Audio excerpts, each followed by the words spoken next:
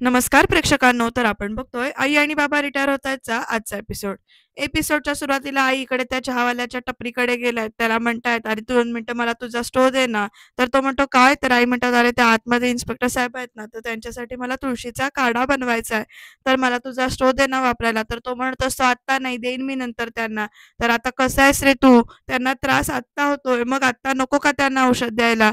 ते कोण आहेत तुमचे? मुलगा आहे का?" असं तो चहावाला विचारतो. तर आई म्हणतात, "का रे बाळा, कुणासाठी जर का आपल्याला काहीतरी चांगलं करायचं असेल, तर तो तुमचा मुलगा, नातेवाईक असंच असलं पाहिजे का?" असं विचारतात बरं का आई. "मुलगा नाहीये तो माझा, पण मुलासारखाच आहे," असं आई सांगतात आणि बाबा बघा कसे कौतुकाने बघतायत इकडे. आई पुढे सांगतात, की "विद्यार्थी आहे माझा तो. मी त्याला पूर्वी मराठी शिकवलं होतं. अजून लक्षात आहे त्याच्या. आता एवढा मोठा सिनियर इन्स्पेक्टर झालाय." आणि मग त्याच्यानंतर तो हवालदार म्हणतो, "ए चल हो बाजूला. कधीपासून पंचायत करून राहिलाय बे? चल, चल हो बाजूला." तर आई म्हणतात, "आता बाबांना हो जरा हे पकडतात." बाबांच्याकडे पर्स देतात बरं का. आणि त्याच्यानंतर त्या चहाच्या टपरीवर येतात आणि म्हणतात, "छी, छी, छी, छी, छी. काय रे तुमची अवस्था या टपरीची?" असं म्हणतात बरं का. आणि म्हणतात, "तू इथे लोकांना खायला प्यायला देतोस ना, मग स्वच्छता नको का ठेवायला? अशाने लोकं आजारी पडतील." असं म्हणत त्याला समजावतात. पण आई आधी काय म्हणतात, "आता मी ना तुळशीची पानं आणते." असं म्हणत आई तुळशीची पानं आणतात बरं का. आणि इकडे तो कसा बघतोय बघा तो चहावाला. आई पुढे म्हणतात, "अशी ही तुळशीची पानं टाकायची. इथे काय आहे तुमचं? आलाय ना फक्त. मी तुला लिस्ट देते ना गोष्टींची, त्या गोष्टी सगळ्या ठेवत जा आणि असा काढा ठेव तुझ्या टपरीवर. मग बघ, लोक तुझा काढा प्यायला येतील आणि हा काढा घेतला ना, की तुम्हाला कसलाही आजार होत नाहीत.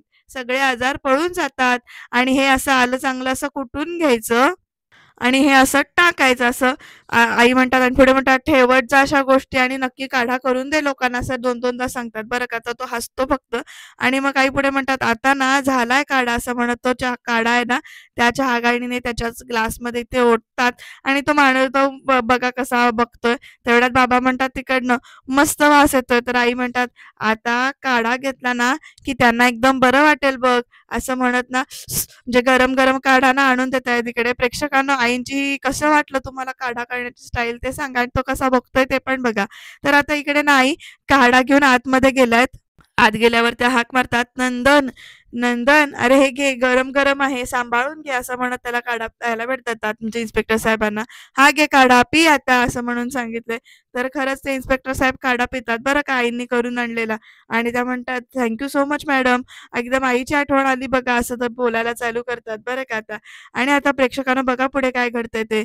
मी आता ताईंना तेच सांगत होतो, की तुम्ही कोणालाही काहीही झालं ना, तरी तुमच्या स्वयंपाकघरातली औषधं तुम्ही लगेच आणून द्यायचात आणि मग आम्हाला बरं वाटायचं. असं म्हणजे कौतुक करतायत ते इन्स्पेक्टर साहेब आईंचं. आणि प्रेक्षकांनो आई पुढे म्हणतात, "आता गप्पा मारत बसू नकोस, पटापटा काढा पी, जरा गरम-गरम घसा शेकू देत." आणि प्रेक्षकांनो शमिका सुद्धा इकडे कौतुकाने बघते बरं का. तर काढा पीत असताना बाबा पुढे म्हणतात, "आमच्या घरातले मुलांचे ना छोटे-छोटे आजार ही घरातच ठीक करायची. सर्दी पडतेसाठी आम्ही कधी डॉक्टरकडे गेलो नाही." तर आई पुढे म्हणतात, "बाबा नाव आता काय त्याचं?" असं म्हणत ना कौतुक सांगू देत नाहीत बरं का आई. तर प्रेक्षकांनो, आता बाबांनी असं बोलल्यानंतर म्हणजे आई-बाबांची जी काही कुसूर-कुसूर आहे ती झाल्यानंतर नंदन म्हणतो म्हणजेच इन्स्पेक्टर साहेब म्हणतात, "आत्ताच तर हे खूप कामाचं आहे मॅडम." असं म्हणतात आणि म्हणतात, "तुमच्या काढ्यामुळे आता मला बरं वाटायला लागलं." असं स्वतःहून सांगतात बरं का. तर आईंना पण तेवढंच बरं वाटतं. नाहीतर मी आपला सोडा प्यायचो, थोडा वेळ बरं वाटतं आणि नंतर परत सुरू होतं, असं ते इन्स्पेक्टर साहेब सांगतात. मूळ विषय बाजूला पडलाय थोडा वेळ, पण आई पुढे म्हणतात, "बरं वाटेल तुला, म्हणजे नेहमी तू असा काढा करून पीत जा. कधी घाई असली, जागरण झालं, की हा काढा करून प्यायचा. मग तुला त्रास नाही होणार ॲसिडिटीचा." असं सगळं म्हणतात. आणि तुझ्या त्या टपरीवाल्याला सुद्धा मी शिकवलाय, की हा काढा कसा करायचा ते असं सगळं म्हणतात. "म्हणजे त्याला काढ्याची ट्युशन देऊन आला तुम्ही?" असं तो इन्स्पेक्टर म्हणतो. तर आई म्हणतात, "अरे हो रे, तुम्ही पोलीस आमच्यासाठी एवढे कष्ट घेता, आमचं संरक्षण करण्यासाठी मरमर मरता, मग आमचं काही कर्तव्य आहे की नाही?" म्हणजे मी सांगितलं त्याला, की पोलिसांनी कधी काही मागितलं, की त्यांना ते देणं हे आपलं कर्तव्य आहे, असं आता आई सांगतायत आणि सगळे आईकडे कौतुकाने बघतात. तर तोपर्यंत इन्स्पेक्टर म्हणतात, "म्हणजे आज त्याची नागरिकशास्त्राची शिकवणी झाली म्हणायची." असं म्हणत ना सगळे जरा वातावरण चेंज झाले, सगळे हसतायत. पण बिचारी एकटी स्वीटी, तिच्या चेहऱ्यावर मात्र टेन्शन आहे. तोपर्यंत इन्स्पेक्टर साहेब छातीवर हात सोडत म्हणतात, "मॅडम, जळजळ एकदम थांबली. जादू आहे तुमच्या काढ्यात मॅडम." तर आई पण म्हणतात, "हो ना, बघ मी म्हटलं होतं ना तुला." तर ओ मग म्हणजे परबत साहेब, तुमच्या मोठ्या साहेबांना त्रास झाला ना, तर तुम्ही त्या टपरीवर असा काढा करून आणा आणि द्या त्यांना, असं त्या हवालदाराला सांगतात बरं का आई सुद्धा इथे. आणि तो पण डायरेक्ट हो मॅडम नक्की असं म्हणत ना हसतो. आता प्रेक्षकांनो बघा वातावरण चेंज झालंय. तोपर्यंत प्रेक्षकांनो इकडे ते नगरसेवक आलेले आहेत आणि आता काय तमाशा होणार बघूया. सर, तुमच्या तक्रारीची चौकशी सुरू होती, तर तळेकर दादा तुमची मुलगी कशी आहे असं आई विचारतात आणि ते कसे बघतायत बघा. आणि आता ते काय सांगतील, ते म्हणतायत नाही ठीक आहे, तिला डिस्चार्ज मिळाला असं सांगतात बरं का. आणि मग इकडे सगळ्या जरा खुश होतं की डिस्चार्ज मिळाला हे ऐकून, म्हणजे चेहऱ्यावर तेवढाच आनंद होतो. तर आई इकडे म्हणतात परमेश्वरा तुझे लाख लाख उपकार आहेत खरंच. तर तोपर्यंत तळेकर म्हणतात ते नगरसेवक, तेवढ्यावर तुमची सुटका होणार नाही हा मिसेस किल्लेदार. आणि मग प्रेक्षकांना आता सगळ्यांना टेन्शन आलंय बरं का त्यांचं हे वाक्य ऐकून. तळेकर पुढे म्हणतात, नगरसेवक म्हणतात तुम्ही खूप मोठी चूक केलीत. माझ्या मुलीचं नशीब चांगलं की त्यातून ती वाचली, पण ह्यातून तुमची सुटका नाही हा, लक्षात ठेवा. असं धमकी वगैरे देत आहेत बरं का इकडे ते तळेकर. आणि आता प्रेक्षकांनो आई पुढे काय बोलतील ते बघूया. आई पुढे म्हणतात, ओ दादा मी खरंच सांगते तुम्हाला, माझ्यावरती विश्वास ठेवा तुम्ही. तुमची मुलीला त्रास झाला ना याचं खरंच खूप दुःख झालं होतं आम्हा सगळ्यांना, असं आई म्हणजे सांगतात. आणि पुढे म्हणतात पण ही अनावधानाने झालेली चूक आहे हो, असं म्हणून. आणि आता प्रेक्षकांनो ते एकदम तळेकर म्हणतात, तेच तेच, तुमच्या चुकीमुळं माझ्या मुलीचा जीव गेला असता तर मी तिच्या जीव जाण्याची वाट बघायची होती का, असं एकदम ओरडून विचारतात. तर आता परत सगळ्यांना असं एकदम हक्काबक्का झाले ते हे सगळे आरोप ऐकून. आणि प्रेक्षकांनो आता आई बघा कशा म्हणतात, अहो नाही नाही नाही, असं बोलू नका हो, असं अजिबात म्हणायचं नव्हतं हो मला. बिचारी स्वीटी मात्र की नाही गॅसवर आहे, खूप घाबरते. मला त्रास देणाऱ्यांना मी लक्षात ठेवतो, असं इकडे तळेकर सांगतात. आणि म्हणतात सोडत नाही मी कुणाला, धमकीच देतात बरं का ते डायरेक्ट आता. आणि आता प्रेक्षकांना आता सगळे आई पुढे म्हणतात, अहो तळेकर दादा तुम्हाला सगळे दादाच म्हणतात ना, मग भावाच्या नात्याने आपल्या धाकट्या बहिणीकडनं चूक झाली असं समजून माफ करा. ज्याई इमोशनल बोलायचा प्रयत्न करतात. आई पुढे म्हणतात, मी तुमची हात जोडून माफी मागते. आणि आणखीन काय हवंय तुम्हाला. तर प्रेक्षकांनो तळेकर एकदम ओरडून विचारतात, काय हवंय तुम्हाला. हे विचारताना तुम्हाला लाज नाही वाटली का, असं ओरडून विचारतात बरं का ते. इन्स्पेक्टर साहेबांसमोर हा सगळा गोंधळ चाललाय. आम्ही तुम्हाला चांगली कल्पना दिली होती की माझ्या मुलीला दाण्याची ॲलर्जी आहे, तरी तुम्ही त्याच्यात मुद्दामून दाण्याचा कूट टाकला, असं म्हणत नाही इकडे ते तळेकर परत बोलायला चालू करतात. आणि म्हणतात ही तुमची मुजोरी आहे, अनावधानाने झालेली चूक नाहीये, असं ओरडून ओरडून बोलतात. आता आरोप बघा कसे कसे करतात. तर आई पुढे म्हणतात, अहो दादा मी खरंच सांगते हे मुद्दाम नाही केलं हो कोणी, हे खरंच अनावधानाने झालेली चूक आहे, असं आई सारखं सारखं सांगतात. आणि ते म्हणतात आता तुम्हाला अद्दल घडवल्याशिवाय मी शांत बसणार नाही आणि तुम्हालाही शांतपणे जगू देणार नाही, अशी धमकी दिली बरं का त्या तळेकरांनी. आणि प्रेक्षकांना वातावरण मगाशी जे काही चांगलं होतं ना ते आता एकदमच असं घाबरण्याचं आणि असं दडपणाचं झालंय.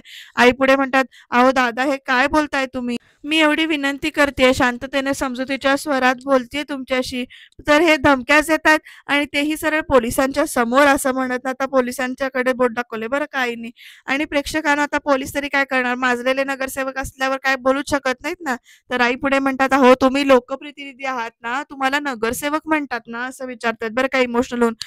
आईंचं इकडे हे बोलणं ऐकून तळेकर परत ओरडतो, ओ तुम्ही मला शिकवायचं नाही हा, मी काय करायचं काय नाही ते. आता ते बाकीचे त्याच्या बरोबर आलेले माणसं आहेत ना ती सुद्धा गप्प कशी बघतायत बघा.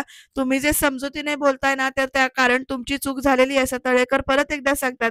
तर आई पुढे म्हणतात, हो पण ते मला मान्य आहे, आम्ही मान्यच करतो, पण हे कोणी ना मुद्दामून नाही केलंय.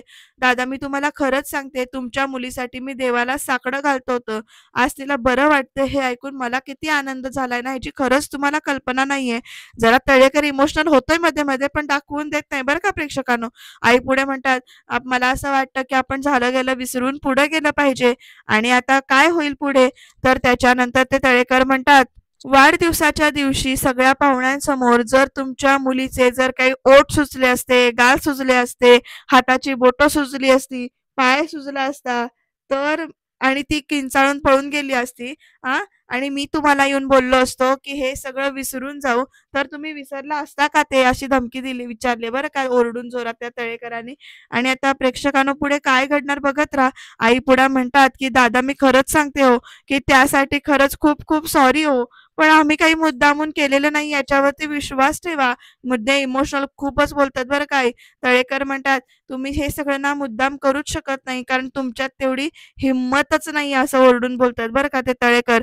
"का नाही तुम्ही 100 वेळा चेक केलं? तुमची हिंमत कशी झाली वाढदिवसाच्या दिवशी माझ्या मुलीला शेंगदाण्याचं कूट खाऊ घालायची?" असं ओरडून विचारतायत, जोरजोरात विचारतायत. आज त्या खंडोरायाची कृपा म्हणून ती वाचली, नाहीतर तुमच्या घरात येऊन ना तुमच्या प्रत्येकाचे गळे कापले असते मी, अशी धमकी दिली आता प्रेक्षकांनो या तळेकरांनी. डायरेक्ट डेंजरच मारायचीच धमकी दिली. तर आई आता पुढे म्हणतात, "अहो नंदन, हे सगळं काय चाललंय? इथे मी हात जोडून विनंती करतेय, दिलगिरी व्यक्त करते, तर हे इथे म्हणजे धमक्यांची भाषा सोडून बोलायला तयारच होत नाहीयेत. हे बरोबर आहे का?" असं विचारतात बरं का आई आता नंदनला. आणि मग प्रेक्षकांना आता इन्स्पेक्टर साहेब काय बोलतात बघत राहणं गरजेचं आहे. पण त्याआधी तळेकर म्हणतात, "अहो नंदन, तुमच्या घरी भांडे घासायला ठेवलं का याला?" असं विचारतात बरं का ते लगेच तळेकर. आणि प्रेक्षकांनो वातावरण आता वेगळ्याच ह्याला जातंय. आणि काय घडणार तर नंदन म्हणजेच इन्स्पेक्टर साहेब म्हणतात, "अहो साहेब, मॅडम माझ्या शिक्षिका आहेत हो." तर ते तळेकर पुढे म्हणतात, "हे बघा तुम्ही स्त्री आहात ना म्हणून सभ्यतेने बोलतोय. हा तळेकर कसा माणूस आहे तुम्हाला माहिती नाहीये." असं म्हणून ओरडून आता बोलायला चालू केलंय. "हा तुमचा नंदन आहे ना, हा तुझा सुद्धा काही करू शकत नाही मला." आई पुढे म्हणतात, "अहो तरी तुम्ही तीच भाषा बोलतायत अजून. तुम्ही नगरसेवक आहात हे विसरू नका तुम्ही." असं आई परत एकदा त्यांना आठवण करून देतात. "मी तुमची 1000 वेळा माफी मागितली, दिलगिरी व्यक्त केली. तिथे घडलं ते काही मुद्दामून घडलं नाही. ते अनावधानाने झालेली चूक होती असं पुन्हा मी तुम्हाला सांगते. तरी सुद्धा तुम्ही ऐकायलाच तयार नाही आहात." असं आई विचारतात परत एकदा स्पष्ट. आणि आता बघूया परत आई काय म्हणतात. आई म्हणतात, "बरं ठीक आहे, तुम्हाला जर का असं वागायचं असेल ना, तर तक्रार मी सुद्धा करू शकते." असं इकडे आईनी सांगितलंय बरं का ठामपणे. आणि आता प्रेक्षकांनो पुढे वातावरण चिघळणार का? तर प्रेक्षकांना इकडे तळेकर लगेच ओरडून बोलतात आणि म्हणतात, "मला कायदा शिकवता तुम्ही? या तळेकरला कायदा शिकवता तुम्ही?" असं म्हणून त्या बाकीच्या माणसांना इशारा करतात आणि ते मारायला जातात. तोपर्यंत आता प्रेक्षकांनो नंदन म्हणजेच इन्स्पेक्टर साहेब बोललेत बरं का. ते म्हणतात, एक मिनिट साहेब, हे तुम्ही काय करताय? कायदा हातात घेऊ नका असाच सल्ला देईन मी." असं सांगितलंय बरं का त्या इन्स्पेक्टरनी. आणि आता प्रेक्षकांनो वातावरण बघा कसं चिघळत चाललंय पुढे. ते इन्स्पेक्टर साहेब म्हणतात, "आपण शांतपणे बोलूया जे काही असेल ते. मॅडम, तुम्ही आणि तुमचे मिस्टर आणि या ताई जरा प्लीज थोड्या वेळासाठी बाहेर थांबा." असं आता इन्स्पेक्टर म्हणजेच नंदन सांगतात बरं का ते इकडे. आणि ते काय म्हणतात पुढे, "साहेब चिडलेत आणि तुम्ही आता जर का इथे थांबलात तर उगाच शब्दाला शब्द वाढत जातील आणि त्याच्यामुळे ना वातावरण चिघळेल. त्यामुळे प्लीज थोडं बाहेर थांबा." म्हणजे काय आहे, पोलिस स्टेशनमध्ये उगाच वाद नकोत असं इन्स्पेक्टर साहेब स्वतः सांगतात इकडे. आणि त्यामुळे आई पुढे म्हणतात, "ठीक आहे, आम्ही जातो बाहेर. तळेकर दादा, खरंच मी तुमच्या बहिणीच्या वयाची आहे, तर त्या नात्याने मी तुम्हाला सांगते, मी तुमच्या भावना नक्कीच समजू शकते." असं आता आई पुढे म्हणतात. "पण त्या भावनेच्या भरात तुम्ही जे काही वागताय ना, ते अतिशय चुकीचं आहे. असं नका करू." असं आई ओरडून म्हणजे इमोशनल होऊन विनवणी करत बोलतायत परत एकदा. आणि आता ते आई पुढे म्हणतात, "कायद्याने जी शिक्षा होईल ना, ती शिक्षा भोगायला आम्ही तयार आहोत." असं आईने आता सांगितलंय स्पष्टपणे, ठामपणे. आणि पण तुम्ही लोकप्रतिनिधी आहात हे लक्षात ठेवा आणि थोडं समजुतीने घ्या. "ओ मिसेस केलेदार, तुम्ही बहीण वगैरे काय नाही हां माझ्या." असं ते ओरडून बोलतात. आणि मग प्रेक्षकांनो बाबाच आता ह्याच्यातनं मार्ग काढतात. बाबा म्हणतात, "माफ करा. मी बाहेर थांबतो." असं म्हणत बाबांनी आता हात जोडलेत आणि मग ते आईला आणि शमिकाला घेऊन बाहेर जातायत. स्वीटी बिचारी तिथेच उभी आहे कारण तिला पोलीस स्टेशनच्या बाहेर जाता येत नाही ना. तर सीमा वहिनी असं म्हणत मितालीनं बऱ्याच दिवसांनी एंट्री घेतली आणि ती विचारते, "अगं हे काय ऐकते मी? स्वीटीला अटक झाली?" तर सीमा म्हणते, "हो, अतिशहाणा त्याचा बैल रिकामा." आईंच्यासारखी पुढे करत असते ना. आणि आता एवढी मोठी ऑर्डर स्वतःच्या बळावर करायला गेली. पण काय झालं? पडली ना तोंडावर. तर मिताली म्हणते, "अगं पण मी ऐकलं की तळेकर गुंड टाईप वगैरे आहेत. त्यांच्या मुलीला काही झालं ना तर आईचा बिझनेसच बंद पाडतील ते." तर मितू, "अगं तुला बिझनेसची पडली?" असं म्हणत ना सीमा कशी बोलते बघा. आणि ती म्हणते, "अगं यामुळे आपली केवढी बदनामी होईल याचा विचार केलायस का तू?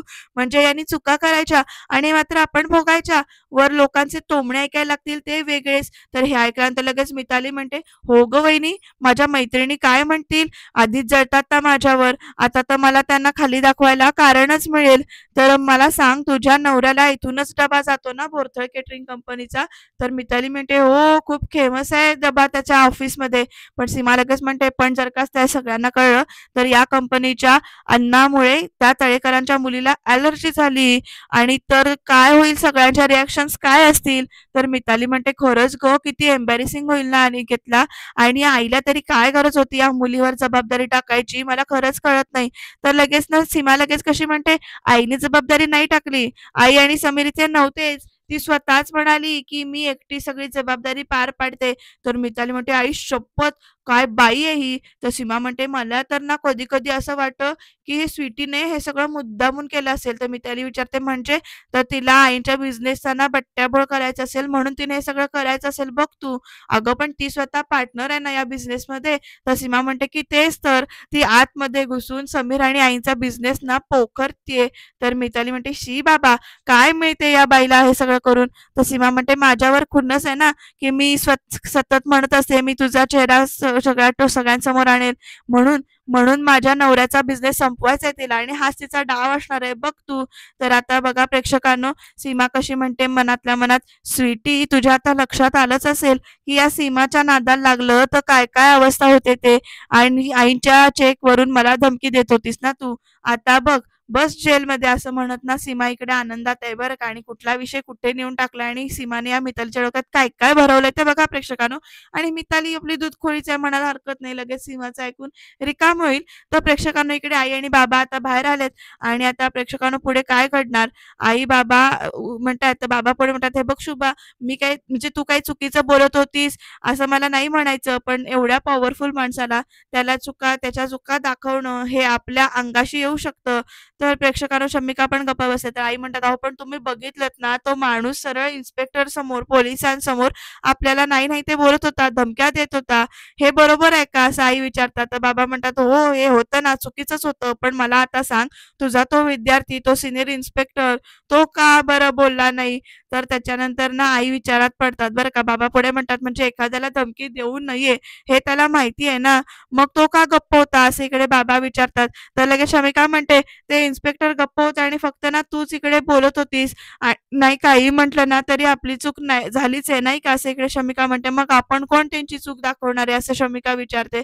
तर बाबा पुढे म्हणतात, "हो गं, आपली चूक होती म्हणून तर मी गप्प बसलो." असं बाबा आता सांगतात तिथे. आणि मग प्रेक्षकांनो बाबा पुढे म्हणतात, "कारण आपली बाजू कमकुवत होती." असं पुढे सांगतात. "आपल्या चुकीमुळे हा सगळा प्रसंग ओढवला ना आपल्यावर." तर प्रेक्षकांनो आई-बाबांकडे बघत असतात तोपर्यंत आईंचं लक्ष कुठेतरी जातं. आई विचारतात, "अहो ती तळेकरांची गाडी आहे ना?" "हो बहुतेक." बाबा म्हणतात. तर आई पुढे म्हणतात, "1 मिनिट मी आले." असं म्हणत आई त्या तळेकरांच्या गाडीजवळ जातात. तर तिकडे ना सगळे त्यांच्या पाठीमागून गेलेत आणि आई विचारतात, "ए बाळा, तू त्या तळेकर दादांची मुलगी ना? तर नाव काय तुझं?" तर ती म्हणते, की "हो, मी मृण्मयी." आणि आई पुढे म्हणतात, "तुला ना सॉरी म्हणायचंय मला." तर ती विचारते, "का?" तर आता आई पुढे म्हणतात, "4 दिवसांपूर्वी तुझा वाढदिवस होता ना, तर त्याला जेवण ना आम्हीच पाठवलं होतं आणि आमच्यामुळे तू आजारी पडलीस. सॉरी." असं म्हणत आई तिच्याशी बोलतात. तोपर्यंत ती मृण्मयी काय म्हणते बघा, "नाही." आणि मग प्रेक्षकांनो शमिका, बाबा पण असे धक्का बसल्यासारखे बघतात बरं का तिच्याकडे. ती मृण्मयी पुढे काय सांगते बघा, "नाही, पण तुम्ही ज्या काही कांदा बटाट्याच्या भाजीत दाण्याचा कूट टाकला होता, ती भाजी मी खाल्लीच नाही." तर आई पुढे म्हणतात, "कांदा बटाट्याच्या भाजीत दाण्याचा कूट होता?" तर बाबा विचारतात, "मग तुला कशामुळे त्रास झाला बाळा?" तर ती मृण्मयी सांगते, "अहो माझी फ्रेंड आहे ना इरा, तर तिने मला चॉकलेट खायला दिलं होतं आणि त्या चॉकलेटमध्ये त्या शेंगदाण्याचे तुकडे होते, म्हणून मला त्रास झाला." असं ती इरा सांगते. आणि प्रेक्षकांना आता कळलं असेल नेमका त्रास कशामुळे झाला ते. तर आई विचारतात, "बाळा 1 मिनिट माझ्याबरोबर आत येशील का प्लीज?" असं विचारतात. शमिका आणि बाबा मात्र एकमेकांकडे बघत राहिलेत. आता ती काय आत जायला तयार होते का नाही ते बघत राहूया. तुम्ही एपिसोड शेवटपर्यंत बघत राहा. तर प्रेक्षकांनो इकडे ना तळेकर इन्स्पेक्टरला डायरेक्ट धमकीच देतायत. "ए, या मुलीला आत टाकायचं." अशी धमकी देतायत. तर नंदन म्हणतात, म्हणजे इन्स्पेक्टर साहेब म्हणतात, "अहो साहेब जरा शांत बसता का? आता तुमच्या मुलीला बरं वाटतंय असं तुम्हीच बोलताय ना. आता त्यांनी त्यांची चूक मान्यही केली आणि माफी सुद्धा मागितली. आता उगाच विषय का वाढवायचा?" असं इन्स्पेक्टर साहेब विचारतात. तर ते तळेकर म्हणतात, "का? जास्ती पुळका आला का तुला तुझ्या त्या शिक्षकेच्या सुनेवर?" अशा शब्दात बोलतोय बरं का इन्स्पेक्टर साहेब. आणि स्वीटी बघा कशी बघते आता, की "तू माझ्या एरियातल्या पोलीस स्टेशनमध्ये आहेस, समजलं का?" असं म्हणत ते तळेकर धमकी देतात आणि म्हणतात, "इथे मी सांगेन ना तसंच झालं पाहिजे. इथले सगळे इन्स्पेक्टर जे काही आहेत ना ते सगळे तेच करतात." असं पुढे सांगतात. "चुपचाप या मुलीला आत टाक, नाहीतर तुझी आशी." असं बोलेपर्यंत ना बाबा त्या एंट्री घेतात बरं का तिकडनं, "1 मिनिट." असं म्हणत. आणि आता प्रेक्षकांनो बघा प्रकरण पुढे काय होणार आहे ते. बाबा, आई आणि शमिका सगळे आत आलेत. आई पुढे विचारतात, "तुमच्या म्हणजे कोणत्या गुन्ह्याच्या अंतर्गत तुम्ही माझ्या सुनेला आत टाकायला सांगताय?" तर "कुठल्या गुन्ह्याअंतर्गत?" असं तळेकर परत बोलतात आणि म्हणतात, "इतक्या वेळा मी काय भुंकत होतो का? तुम्हीच चूक कबूल केली होती ना?" असं विचारतात बरं का ते तळेकर ओरडून. तर आता आई पुढे म्हणतात, "केली, मी चूक केली त्यामुळे कबूल केली, त्यामुळे तुमचं काय नुकसान झालं?" तर प्रेक्षकांना आता तळेकर म्हणतात, म्हणजे माझ्या मुलीला जो काही त्रास झाला, माझ्या मुलीला ॲलर्जी आहे. तर लगेच आई म्हणतात, "मान्य आहे, तुमच्या मुलीला जी काही ॲलर्जी झाली ती आमच्याकडच्याच पदार्थांमुळे झाली. याच्यासाठी तुमच्याकडे काय पुरावा आहे?" असं आता आईंनी विचारलंय बरं का इकडे. आणि आता प्रेक्षकांना ते तळेकर म्हणतात, "पुरावा?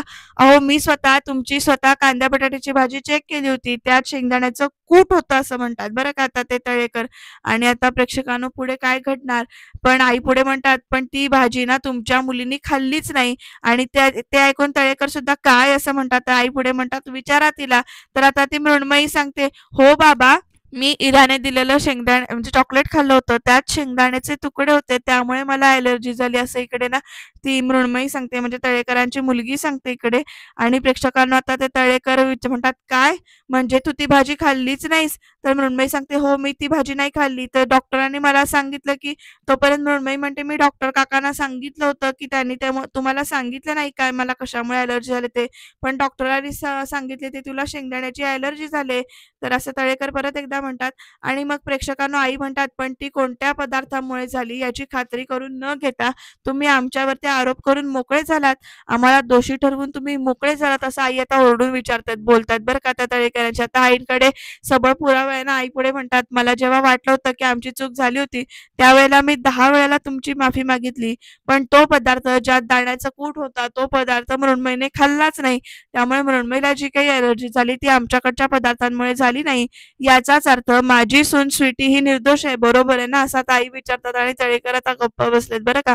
पुढे काय घडणार? तळेकर स्वीटीला निर्दोष म्हणून मान्य करणार की आणि काय बोलणार? आई पुढे म्हणतात, "हे बघा, तुम्हाला भेटून ना माझी घोर निराशा झाली," असं म्हणतात. आणि मिस्टर तळेकर, मी तुम्हाला मिस्टर म्हणतीये कारण कारण दादा म्हणून घ्यायची पात्रताच नाहीये तुमच्यात, असं आता आई डायरेक्ट बोलल्यात बरं का त्या तळेकरांना. आणि त्याची मान जराशी खाली पण गेली बरं का. प्रेक्षकांना आता पुढे काय घडणार आहे बघूया उद्याच्या भागामध्ये ना इथे. आईंकडे वाणी 2-2 बिलं घेऊन आला. आई विचारतायत, "2-2 बिलं का?" तर जास्तीचं सामान लावलं तर त्याचं हे बिल आहे. म्हणजे जास्तीचा शेंगदाणा कूट मागवला त्याचं हे बिल आहे. तर आई विचारतात, "जास्तीचं कूट कोणी मागवलं होतं?" तर तो म्हणतो, की "तुमच्या घरी कोण नवीन आल्यात ना." तर आईंच्या पुढ्यात आता आई, दमयंती आत्या दोघं बोलत असताना दमयंती आत्या म्हणतात, "आता मी गावाला जातेच कशी?" असं म्हणून. तर आई थांबून विचारतात आणि म्हणतात, "थांबा, तुम्हाला गावाला जायचंय ना, खुशाल जा. पण माझ्या एका प्रश्नाचं उत्तर देऊन जा, की तुम्ही त्या दिवशी दाण्याचं कूट का मागवलं होतं?" आणि हे सगळं असं प्रकरण उद्याच्या भागात घडणार आहे. नवीन काहीतरी इंटरेस्टिंग आपल्या समोर येणार आहे. सीमा आता आत्याबाईंची बाजू घेईल का आत्याबाईंना एकटं सोडील हे पण कळणार आहे. त्याच्यासाठी तुम्ही चॅनलला सबस्क्राईब करायला विसरू नका.